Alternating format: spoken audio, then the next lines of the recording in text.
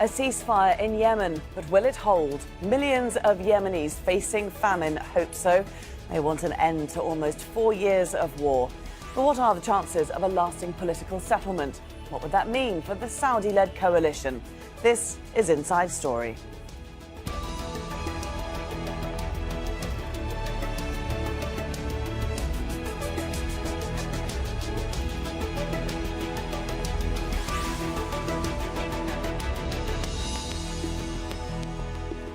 Hello and a warm welcome to the programme. I'm Laura Kyle.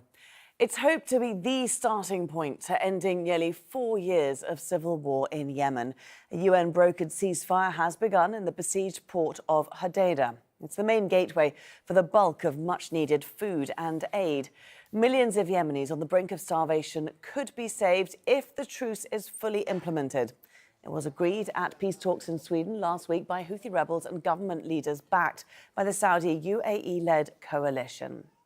The truce is fragile, but Yemenis in Hodeidah hope it will bring peace. We are optimistic about the ceasefire. It means the return of life to Hodeidah. In the past, there was no aggression, no shelling. There was security.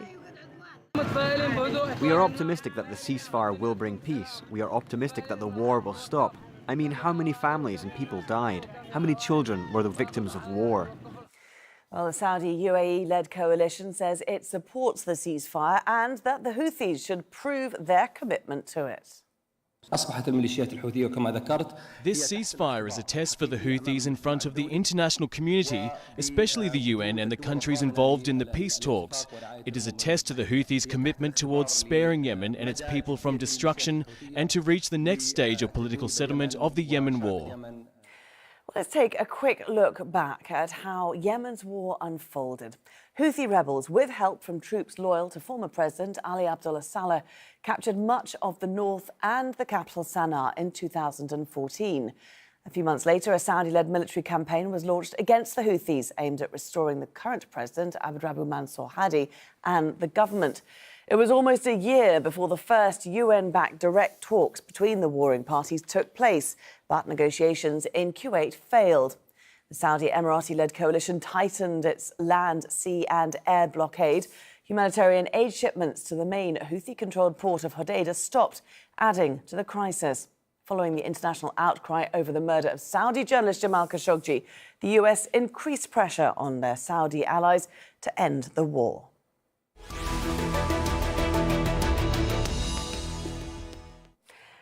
OK, well, let's introduce our panel now. And joining us here in the studio is Sigurd Neubauer, non-resident fellow at Gulf International Forum. In Gothenburg, via Skype, Afrah Nasser, Yemeni journalist and non-resident fellow at the Atlantic Council. And in Lancaster, Simon Maybon, senior lecturer in international studies at Lancaster University. A very warm welcome to all of you. Afrah, very few people expected this ceasefire to even be agreed. Does anyone expect it to hold? Following the Yemen peace talks in Sweden that many carefully described as only consultations in the beginning of, before the talks began, just not to make too much of expectations out of them. So it's absolutely promising that the two warring parties have agreed on this ceasefire, even if it lasts just for a few hours.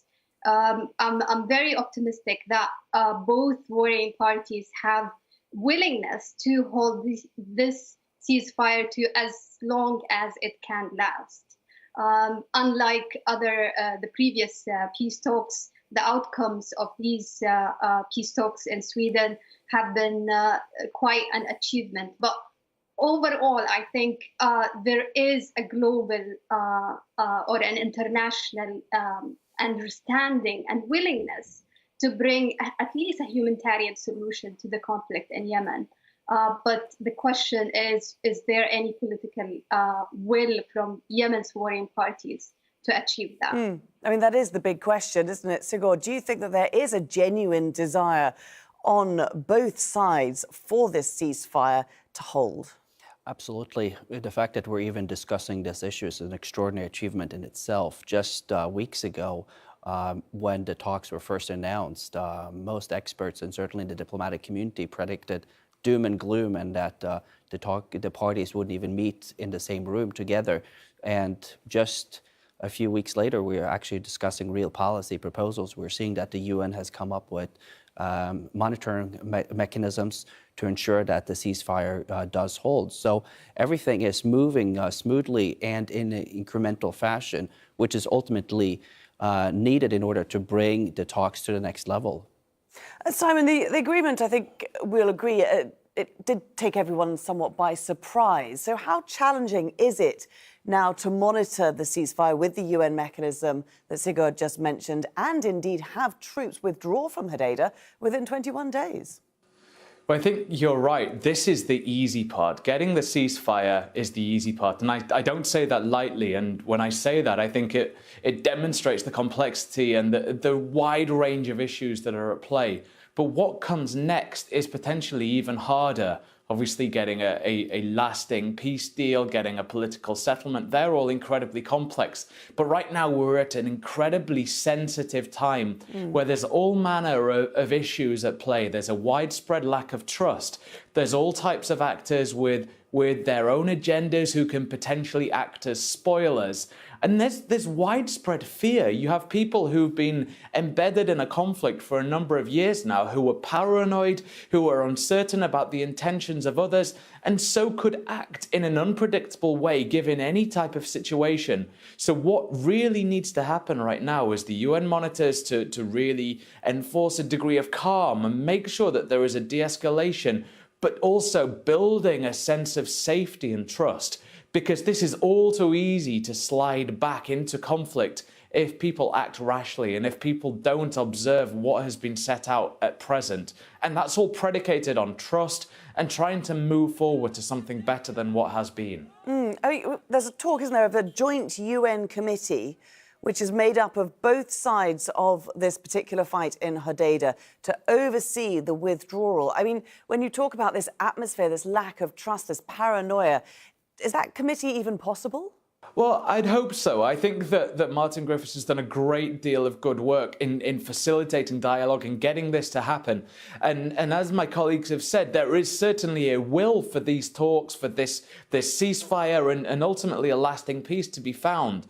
And I think that what he's doing with this committee, with bringing the parties together, is trying to build trust throughout the process. Now, the actual political resolution of things is going to be incredibly difficult, but that is nigh on impossible without any type of trust between the different parties. And so if you can embed trust within the actual process of building peace, then that's going to really foster a spirit that is conducive to reconciliation in the longer term.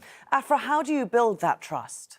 I think there is a big problem here that Yemen has been fragmented so much that it would be hard to identify the different warring parties.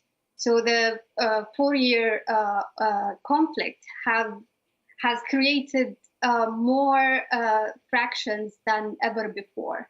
So to implement or to bring this trust or to build this trust between the two warring parties who met in Sweden it's not necessarily the end of the story, or they're not the final say does not lie in their hands. So you have different militias on the ground who could easily be spoils to the truce or any kind of agreements to be implemented on the ground. But what the UN is trying to do is to try save some face for the warring parties and not show any side of them winning or losing. And they're trying to mediate and bring some kind of compromise in the middle that could satisfy the warring parties. It's a very difficult and complicated process, but we hope that this, at least the first step in de-escalation, could last. Sigurd, it's a very difficult line that the UN is trying to tread here, isn't it? Keeping both sides happy, keeping them both saving face.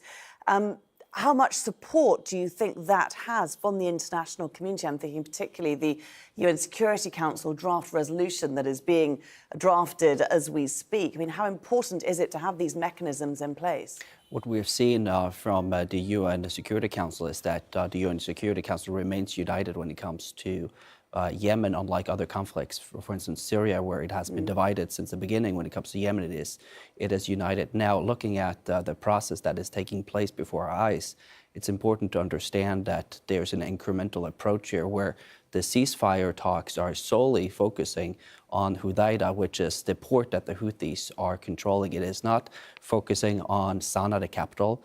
And precisely because the Houthis are controlling that city, it also means that there could be some progress on how humanitarian supplies can ultimately achieve the Yemeni people. And if that goes well, that momentum can be built to include the Yemeni capital at a later stage. So my reading into this is that this is exactly what the UN Special Envoy's strategy is. And then, of course, from the outside, the United States will continue to apply pressure, and it would be a mistake to assume that just because the United States has direct leverage now over Saudi Arabia because of the Khashoggi murder, that either the Saudi-backed government of Yemen or the Houthis can adhere to maximalist positions. I think that is a trap that we need to watch out for. How much pressure did the US apply in this case on the Saudi coalition to accept the terms of this agreement? What we have seen really since the onset of the Trump administration is that cabinet level officials, whether it was then Secretary Rex Tillerson and Secretary of Defense James Mattis and now Secretary Pompeo, and on the bureaucratic level have consistently called for progress. But the problem that we have seen is that in Abu Dhabi and Riyadh, that unless President Trump himself weighed in, they just ignored U.S. calls.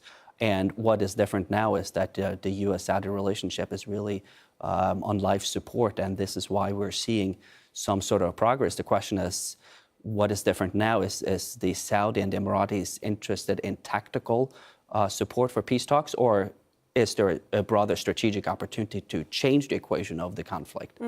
Hussein, we're seeing that pressure from the US maintained, aren't we, with the Senate vote that came around about the same time or just after the peace talks in Sweden, and they voted to end military aid for Saudi's war in Yemen. And of course, we've got the Democrats taking control of the House of Representatives next year. So do we see this relationship, this very previously cozy relationship between the White House and Saudi being further squeezed? Potentially, yeah. I think that there are a number of serious structural challenges to this relationship, not least what's been happening recently with the fallout from the Khashoggi affair, but also in the past couple of years, we've seen increasingly belligerent rhetoric dating back to the Obama administration, who were very critical of Saudi Arabia's engagement and actions across the Middle East. And they were critical of the idea that the Saudis and the Iranians had to work more closely together. And this started to signify a shift away from the traditional US-Saudi relationship that had been incredibly cozy, that had been incredibly friendly and a very strong relationship for both sides. Both sides got a great deal out of this.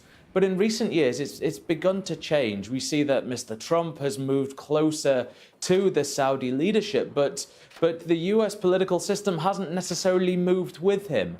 And as more and more issues have started to come out of the kingdom, then the US administration and the House and the Senate have become incredibly vocal. And that is damaging to this US-Saudi relationship. So I think it's incredibly precarious right now.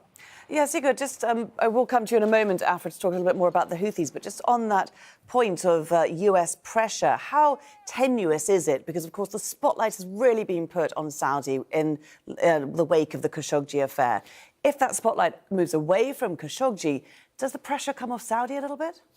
I think it depends. What we're seeing is that the U.S. Foreign policy and political establishments, including the American media, by the way, are unified in the outrage that the economy of the U.S.-Saudi relationship cannot continue as with business as usual. So that is well understood. That message has been conveyed loud and clear to Riyadh and Abu Dhabi. The question is, as you say, what happens if there is an international crisis on a different continent? Will the pressure go away? We don't quite know as of yet. But what we do know is that precisely because the relationship is so close between the American president and the Saudi de facto ruler that in order to salvage what is left, I think that some sort of deal-making can take place. And we don't, of course, know how that will play out. But the fact that we're sitting here and talking about a ceasefire holding in Hudaydah, that is in itself an extraordinary achievement. So, Afrah, how do you think we came to arrive at this achievement at this particular point in time? What drove the Houthis to make such a big concession as withdrawing from Hudaydah? I think one main factor here is that the Hudaydah battle becoming like a driving force for these talks to happen, because one, the international community is listening to the repeated warnings from the UN about the famine in Yemen that you haven't seen as worse in generations. And also, they do understand that Hudaydah port is the most important lifeline for millions of Yemenis. And to prevent that catastrophe, they have to stop the battle in Hudaydah. And I'm very, very concerned that this moment is lost without all warring parties understanding that this is a critical moment, that they have to put diplomacy first. This moment could be forgotten in the coming months, and then Yemen will just continue in this vicious circle. So Houthis do understand that the international community is willing to at least stop the fight in Hudaydah. And for that reason, they want also to find a settlement on Hudaydah. But when it comes to the political issues, there are huge political divisions between the warring parties. I've met many of the peace talks delegations myself here in Sweden, and it was very clear the wide divisions when it comes to political issues. So it's going to be a very complicated. What do you think the next step might be? Would we be able to see this ceasefire being replicated in other parts of Yemen, do you think? I think all warring parties, and especially Saudi Arabia and United Arab Emirates, have to prioritize diplomacy. And they have to understand that military operation in Yemen alone cannot find an end to this conflict. They do have to start dialogue and communication with the different warring parties inside Yemen and find a new political map. Even the UN Security Council has, even though it's united when it comes to Yemen, but they have to come with a new political map or a political resolution that could, consider all the new different dynamics that happened in the course of the 4-year conflict. If we jump ahead a little bit, Simon, to January, we've got more talks set for Kuwait. I mean, the Houthis are already saying they've made a big concession this time. Next time it's Saudi's turn. Do you think that's going to happen? Well, I'd certainly hope so, because that would show that these talks are actually taking place in good faith. That the Houthis have said they've made this concession, they've said they're going to withdraw. And in the spirit of diplomacy, in the spirit of trust building, then it's quid pro quo. So the Houthis have stepped first. So now the Saudi Emirati coalition must do the same thing. And there are a range of different ways that they could do that without necessarily weakening their own position, but doing it in the spirit of diplomacy and trying to bring peace, trying to build peace in Yemen. One of the ways perhaps is giving up this idea that dialogue has to take place under the context of Resolution 2216, which just does not in any way reflect what is happening on the ground in Yemen.